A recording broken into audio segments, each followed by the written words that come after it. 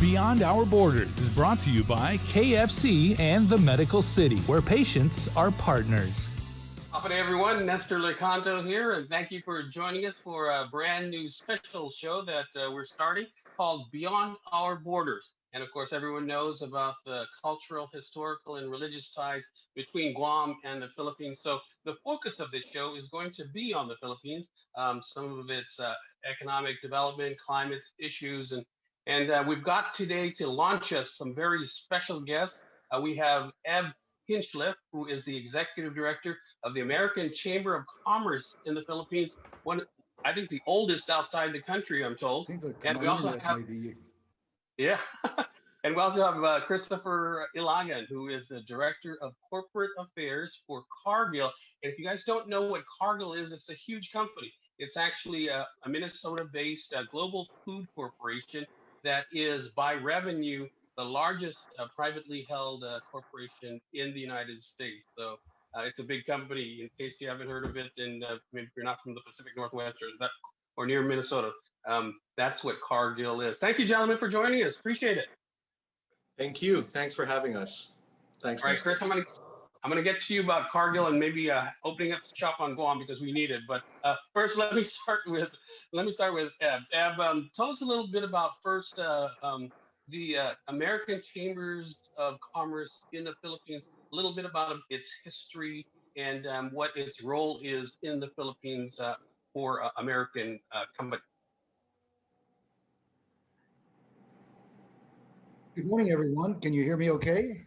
Yes, sir.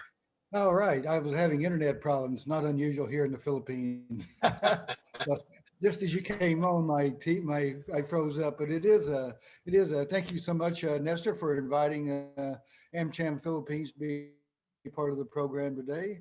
And thanks so much for that. Also like to give a shout out, of course, as head of the American Chamber here. I'd like to give a shout out to my counterpart there, the president of Guam Chamber, Catherine Castro. Great job she's doing over there in Guam for the American Chambers. Just to, you don't mind, I'd like to spend just a second and describe a little bit about what AmCham and AmCham Philippines and what we do. AmCham Philippines is the oldest chamber outside the United States. We're celebrating our 119th year. We started in 1902. And we're certainly we have about 800 members meaning corporate and individuals members. We have nationwide. We're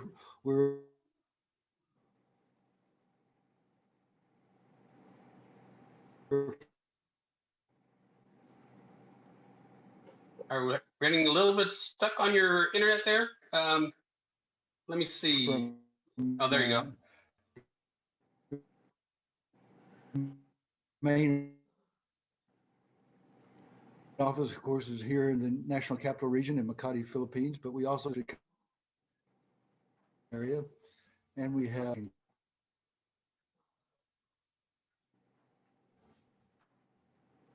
I think we got lost there for a second, did we? Yeah, we're bouncing in and out. Don't mention your internet service provider yet, though. But okay, let's try this again. It looks like the signal's back stronger. But anyway, I was just mentioning AmCham Philippines is nationwide. We have offices in Davao, Mindanao, Cagayan de Oro, and Jinsan. We have offices in Clark that covers Subic, Clark, and Baguio, North Luzon, and we have offices in Cebu that covers Bohol and that area. The AmCham overall, I mean, our purpose in life basically is there's several reasons people join, other than the main reason of being networking and business-to-business networking. Probably the main reason that Cargill is a member of AmCham might be because of advocacy. We have a lawyer that sits down at the Senate and the House that advises us of any bills that are going through that would affect, and we can talk about those later on, but they affect anything that affects business. We're here to serve the business community. You don't have to be an American or American company to be a member of AmCham. All you have to do is doing business between the two countries. The legislation part of it is big. The other part of it would be our, what we call committees or our sector committees that deal on different sectors like agriculture and manufacturing, that Mr. Ilagan is chair of our two committees for those two. but we also have healthcare, the legislative committees, some of the big ones. ICT is probably the largest. These are held monthly meetings overall last year, and in in 2020, even in during the pandemic, AmCham did over 300 events. 250 of those were our committee meetings. Usually they're held monthly. Uh, but I think we can. Uh, the biggest one that really is most active right now is our legislative committee. We have AmCham has a very good relationship with the Philippine government.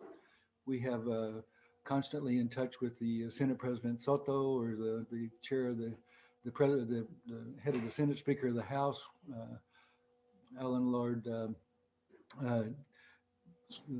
can't think of his name now, but anyway, we were constantly updated. We just got a text yesterday informing us of a meeting that's going to be held tomorrow, so we can join that meeting. We notify our members, and they can also participate in that. So I think that's just kind of a AmCham is by far the most influential. We have a great relationship with even with the palace, with Malacanang, and not so much. We've learned not to listen to the anti-American rhetoric coming out of the president, and pay more attention to the words of the cabinet secretaries. I personally have Cabinet Secretary, DTI Secretary Lopez as a Viber buddy. He and I are back and forth almost every week. DOF Secretary Carlos Dominguez is a very close contact. We are always consulting with each other. Beyond Our Borders is brought to you by KFC and the Medical City, where patients are partners.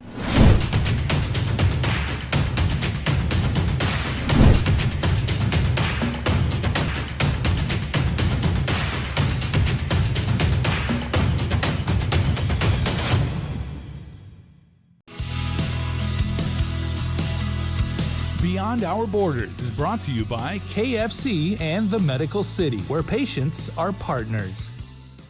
This administration, I've found, to AmCham, has been very pro-business. They've passed a lot of legislation that's been helpful to business.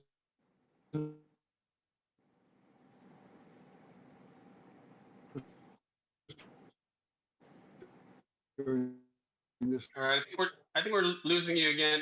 Let me just move real quickly. say, last 5 years. Yeah. And so in spite of the rhetoric of coming out, with all the, okay, maybe that's a All good right. time. Yeah, I was gonna say, let me move real quickly over to Chris, because I wanted to ask him a little bit about the impact of the pandemic and the current business climate. But before we get to that, Chris, tell us a little bit about Cargill and what this global conglomerate does. Sure. Yeah. Thanks again, Nestor, for having us. Cargill, we are a food and agriculture company operating across the entire agriculture supply chain. In the Philippines, we've been here since 1948. Proud enough, we were the first Asian office of Cargill in the Philippines. It was a copra buying station. Of course, we're known for our coconuts, right? And coconut oil is a global commodity. And so we set up shop here back in 1948, but have since expanded. And in the Philippines, our businesses now include grains distribution, importation, animal feeds, animal nutrition, right? Servicing largely the poultry and swine sectors. We have our food and beverage ingredients business. We also have our coconut crushing business, of course, our coconut oil. And finally, our largest venture in the country would include our poultry. We are in joint venture with Jollibee. I'm not sure, is there one in Guam? There is one. I would imagine. It's been about 2 years now, yeah. With a 35% Filipino population, I'm sure we would have one. So the Chicken Joy that it's well known for, we do supply Jollibee with that under a joint venture partnership. So that's Cargill in the Philippines. Globally, similar portfolio, but would include the likes of beef, various other food ingredients that are not necessarily sold locally.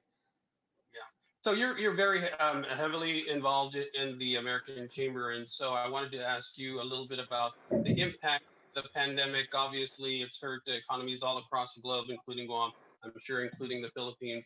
And what is that impact? What has that impact been, and what's the current climate in 21? Sure. When the pandemic had started, all right, back in mid March last year, um, I guess we were all caught flat-footed in the sense that we weren't ready for what was to come, and what came was the longest and probably the one of the more strictest lockdowns in the world. And of course, being such a novel virus and a novel situation, we found ourselves figuring out how will we continue operating. Is it safe to continue operating at this time? And it took a few weeks for the government to figure out, when we say lockdown, how do we allow the businesses, at least the essential businesses, to continue operating? And I guess lucky enough for Cargill, we've always, being part of the food infrastructure of the country, we're given that status of essential industry. And in due course, the permits started coming out for us to move our goods, to move our people. Of course, that was with the help of the American Chamber along the way. I mean, the business community really had to come together at the time to help government, identify which categories of businesses should be allowed to operate, how should they be allowed to operate. In the case of Cargill, we kind of took two paths. Those that could work from home, we asked them to work from home, and they continue for the most part doing so. For those in our plants, obviously we had to hire the shuttle services, ensure that they had the necessary PPEs, and of course had to actually fix the plants to make sure that people were physically distanced from each other as much as possible, so as to contain the transmission of the virus. But since then, though we are still under a community quarantine, or what our version of the lockdown, we have seen the economy start to pick up and more sectors being allowed to operate, right? In fact, during the run up to the Christmas season, seeing all the foot traffic that had been gone for many months in malls. Of course, you don't see the children out, but you do see people shopping, and I think that is a sign that things are starting to get back. So when it comes to outlook for 2021, we just hope that we're on that continued path, right? That momentum that we've built over the past month or two will continue into 2021. Beyond Our Borders is brought to you by KFC and the Medical City, where patients are partners.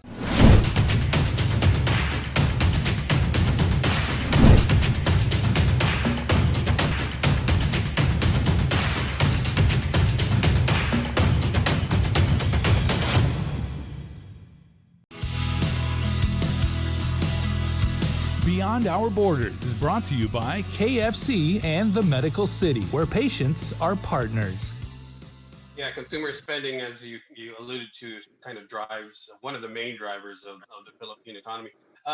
Eb, let me ask you. You mentioned there's a legislation that the chamber has been supportive of, that are what the chamber views as critical to continued economic recovery. Can you talk a little bit about what those pieces of legislation are about? Sure. I'd also like to echo kind of what Chris said about the economy. The Philippine GDP grew for 20 straight years. I mean, just imagine that. I mean, it was continual growth and never had a negative quarter for 20 years. And of course, the pandemic is the first time we've done that. We've seen it's really had a tremendous impact on it. But I think also from the standpoint of some of our companies, the government's handling of it has built confidence that the government is doing it okay and doing it better. And I know some of the call centers now are very happy, although they're spending $100,000, $200,000 a month transportation costs due to the lockdown. They're investing in the Philippines now and continue to grow their call centers because of the way that it was handled. That was that the Philippine government did not shut them down, let them continue to do business, and considered them a vital organization. So we have a couple of really important, well, actually I think 3 or 4 important bills. The most important one would be the CREATE bill. This was the tax revision.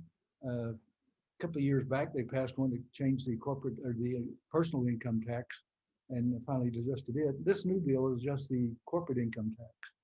The corporate tax in the Philippines is currently 30%, the highest in ASEAN. And so this new bill will lower it down to 25%, which is still high compared to the ASEAN average of 22, but it's certainly better than. And so this will be a good help to companies looking to invest in the current companies that are here. They also have added some incentives, taken away different ones. So there's two sides to it. They've changed the incentives of the bill for companies no longer can be forever, but we're still debating. It's in the House and in BICAM, and the House and Senate right now in the bicameral hearings, and we expect it to pass sometimes the first part of January. But it's a good bill. AmCham supports it now that they've made some corrections and listened to our members' needs, but especially the income tax. Also, there's a provision there for the income tax, corporate tax to go down to 20% over the next few years. It goes down 1% for every 2 years, so it reaches about 20%. So that's very positive stuff. There's also the retail trade bill that currently it's $2.5 million to get into the retail trade business here. The government's been very protective of the sorry business, making sure that the big companies that come in and wipe them out. But this retail trade bill now lowers it down to somewhere between, one version is $250,000, other one's $300,000 initial investment to get into the retail trade business. So that's a very positive thing. There's another one, the Public Services Act is finally going to define the public services. Currently, banana boats from the Davao and ice trucks in Manila are considered public service. So this one will try to do it and it removes some of the restrictions on foreign investment into public services. So those are three that I know of. Chris probably has a couple of others. There's one going through that's trying to create a water department. It's very critical to our needs. A couple of others in the agriculture area. But for me, the top three would be create, tax bill, the retail trade bill, and the revisions to the Public Service Act. Yeah, Chris, maybe if you can elaborate on some of what Ev just said, and also I wanted to get your thoughts on the supply chain. I know that Guam, being a very isolated area, relies heavily on, well, actually, we probably import 95, 99% of all goods that we consume. But talk about, maybe comment a little bit on what Ev has just said, and then maybe you can discuss a little bit about the supply chain, because I know your business is involved in that as well. Certainly. Well, first and foremost, I would agree that create is probably the first and foremost legislative agenda on our minds. Nice to see that it has passed both houses of Congress and are now for BICAM. I think, it's been a good couple of years for this tax reform to finally come out. And in the span of those 2 years, the uncertainty it caused on what that tax regime will look like and the sorts of incentives that will be given to the investors that will come in, right, kept most on the sideline, right, including ourselves. We were really waiting for finality of what that final tax reform bill would look like. And it looks quite promising to us. So, I hope that chapter is done, right, and we can now move into the implementation. The other foreign investment related bills that were mentioned by Eb are also promising signs. I think more than anything, it's the message that the Philippines really is indeed open to foreign investments. And I think that's the sort of confidence you want to give to foreign investors at this time, that we are seeing a rejigging of the entire global supply chain, in fact, right? Companies wanting to diversify, regionalize or localize supply chains in reaction to what was experienced in the pandemic. So I'm getting into your second part of your question, right? And really, I think one of the key programs of the government that will help in this regard is the Build program. It's the huge multi-trillion peso infrastructure program that the government is undertaking. It started in 2017, but we do know now, I guess in the case, for example, of agriculture, we know that we're becoming a net beneficiary of that. The farm-to-market roads that they're wanting to put into place now, in reaction to the fact that it was only the agriculture sector among the major productive sectors that posted a positive growth during this pandemic period. As you may know, our economy had contracted over the 3 quarters about 10%. our GDP. And it was only agriculture that was able to eke out. It's very small, it's 1%, right? But it is still positive. And I think they're starting to see the agriculture sector, at least, becoming a backbone of sorts of the economy in a post-COVID-19 recovery, right? And to support that, we talk about logistics, we talk about improving port services, improving our roads, the recent opening of our NLEX, our connector of the two major highways from the north to the south, right? What used to be a 2-hour trip is now like 20 minutes, right? And we want to see more of that. And I think that will have a big impact on the way our supply chains are going to be able to operate, hopefully a bit more efficiently, which will allow us to hopefully export more to the likes of Guam, right, moving forward, right? But these are the sorts of programs that I think are key. And of course, they also are they're fiscal spending. So hopefully that will also be a sort of stimulus to the economy in 2021. Yeah, and Evan, and I was going to ask about the infrastructure, and as Chris alluded to, it's very important, the transportation of goods throughout the country, but also in terms of just productivity. I mean, EDSA, as we all know, becomes at certain times of the day a virtual parking lot. You know, you can't get anywhere. So speak to the importance of infrastructure improvement, roads in particular, to the productivity of the country, because I've read statistics that said, you know, if that can be addressed, you know, the transportation issues, getting people to and from work, that could just increase the productivity rates of the workforce by leaps and bounds. Do you want to kick that off, Ed? I know that the AmCham has been quite active. Yes, I think yeah, I think that's the new buzzword for 2021 is you're on mute. The the infrastructure plays a huge part. I remember when the earlier tax bill was passed and it kind of put a tax on sugar, and the head of one of the soft drink manufacturers said he'd be glad to pay the extra sugar tax if they could just improve the infrastructure and use that money to pay for build. And we're seeing that come to reality now. The biggest problem, of course, for the Philippines, but more so for Metro Manila, is EDSA, the main thoroughfare running east and west through the region. And you know, currently from Makati to Quezon City, as Chris alluded to, it could take 2 to 3 hours. So trying to offload the traffic on that. So the new NLEX, the infrastructure that connect from Makati, now you bypass EDSA, stay on it and go to Balintawak out in Quezon, near Quezon City.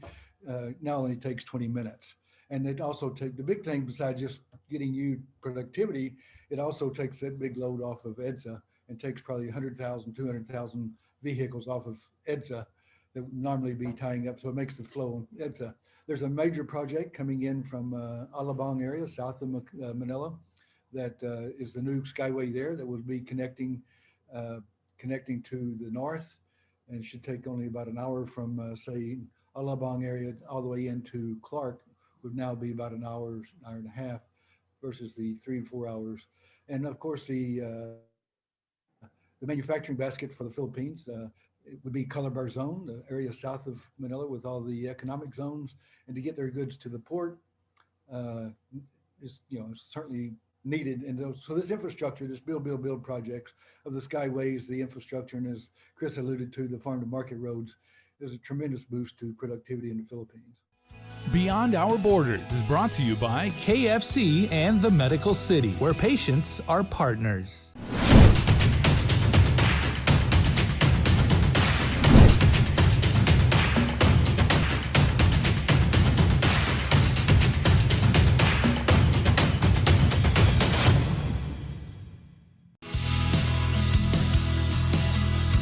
Beyond Our Borders is brought to you by KFC and the Medical City, where patients are partners.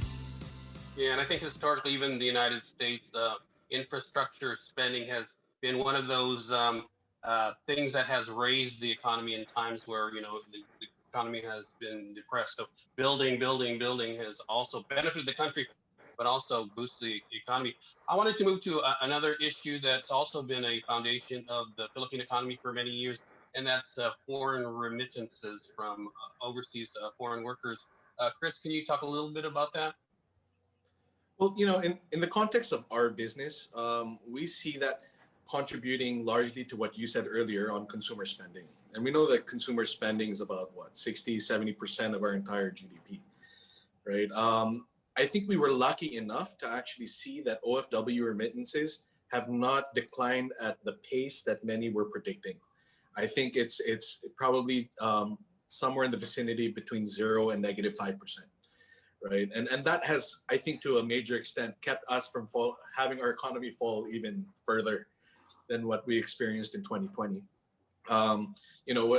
We have seen I go now to like consumer spending in general.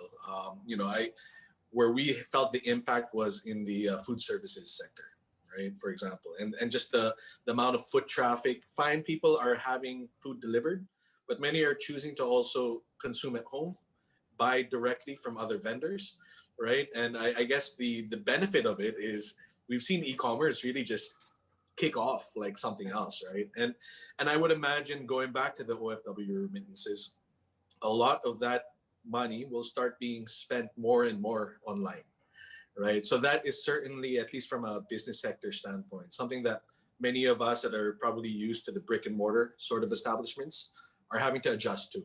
And some are doing it more rapidly than others.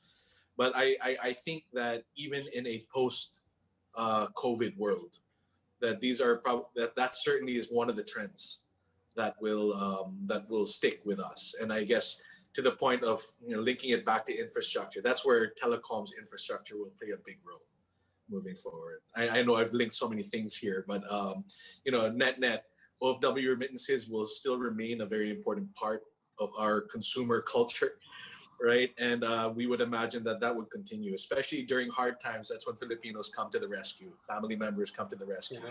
So I think it's much more intact than many probably had initially thought it was. Yeah. Eb, I wanted to sort of segue into some Guam-related issues, and I know that we had discussed offline the fact that under consideration by the American Chambers of Commerce in the Southeast Asian and Pacific region is maybe registering on Guam. Can you talk a little bit about that? Because that would be big news for us. Yeah, there's an organization called AmChams Asia Pacific, AAP for short. It consists of about 29 chambers throughout Asia. I mean, it runs from Mongolia, China, north, all the way down to Australia, New Zealand, south, from India, Bangladesh, Pakistan to Guam, and everything in between. There's 29, 30 chambers there. And it's been a loose-knit organization. It was started mostly to try to help taxation for Americans living overseas.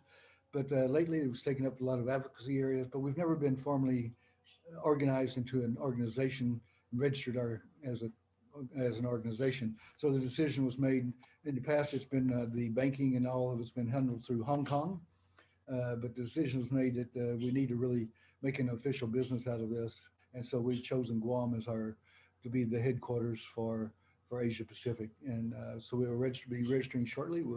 I've got a meeting at 10 o'clock after this one to discuss the next step on it. But, we definitely made the decision Guam would be the right choice for locating registering our company of the Asia Pacific Chamber. Yeah, and our mutual friend, Catherine Castro, has been heavily involved in leading the charge for Guam event.